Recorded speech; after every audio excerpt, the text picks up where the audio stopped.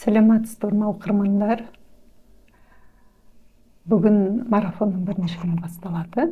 Марафонның тақырыбы махаббат және оның түрлері. Осы тақырыптан бастағым келіп отыр, өйткені дүниенің бәрі, осы жер бетіндегі тіршіліктің бәрі махаббаттан басталады. Шынайы ол екі түрлі махаббат болады. Шынайы махаббат және кәдімгі жер бетіндегі махаббат. Шынайы махаббат тек қана Алла тағалама тән. Шынайы махаббат бұл шексіз және де шартсыз, безусловно дейді ғой. Бұл адамның бойында да болған дұрыс. Өйткені екі жас қосылғанда бұның атқаратын міндеті өте зор.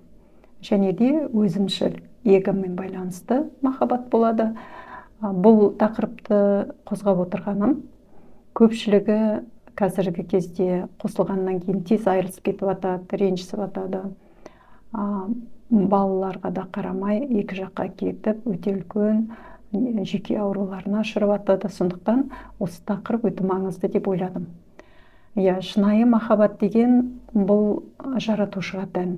Екі жас қосылғанда оның бойында шынайы махаббат болса, екінші менмендігі бар, эгосы жоғары екінші жолдасын ақырындап шынайы махаббатқа әкеле алады. Ол семьялар өте ұзақ тұрады. Қазіргі үлкен кісілер бар ғой, 50 жыл, 60 жыл бірге тұрған. Сол сияқты бұл кісілердің бойында шынайы махаббат болған. Қазір енді бұл өте тапшы болып жатады. Кәдімгі жер бетіндегі махаббат ол біріне бірін міндетті сияқты қабылдайды. Біріне бірі бағынғысы келеді. Олар өзін өзі жоғары санайды. Ол жерде адам күйзеліске ұшырайды, бір-бірінен беті қайтып қалады, бір-біріне қатты ренжулер пайда болады, түсініспеушілік пайда болады, бір-бірін қызғана бастайды, көре алмаушылық туады, және де бұл бірте-бірте дамып келе жатқанын өздері байқамай қалады. Бір жағынан жақсы көретін сияқты, бір-біріне үйреніп қалған сияқты, бірақ түсінісе алмайды. Бұл екі жастында эго, өзін-өзі жақсы көретін махаббаты дамып кеткені. Шынайы махаббат ол жанға күш береді. Махаббатсыз жан негізі әлсіз.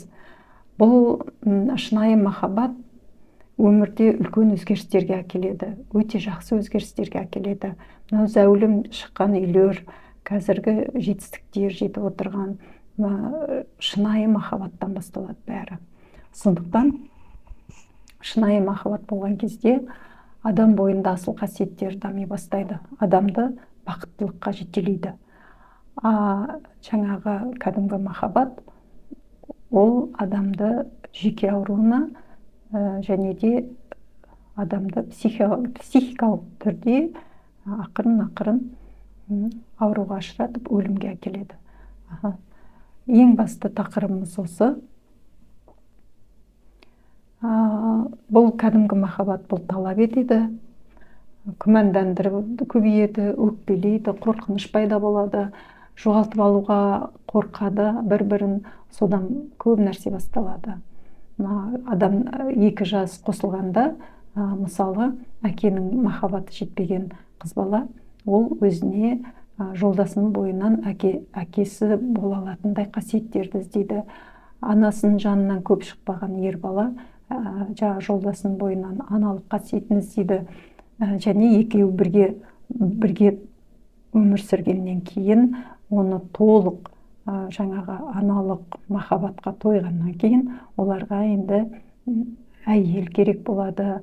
Оған енді өзіне жаңағы ақылшы бола алатын, оны жетектейтін, ойына ой қоса алатын, оны шабыттандыратын әйел адамдар шеттен іздеп кетеді. Сондықтан осының бәрі бір біздің бойымызда болу үшін бізге шынайы махаббат толқынына қалай түсуге болады, оны қалай меңгеруге болады, сол жақты көбірек түсініп ашқанымыз дұрыс бойымыздан. Өйткені бұл әсіресе біздің заманымызда өте қажет.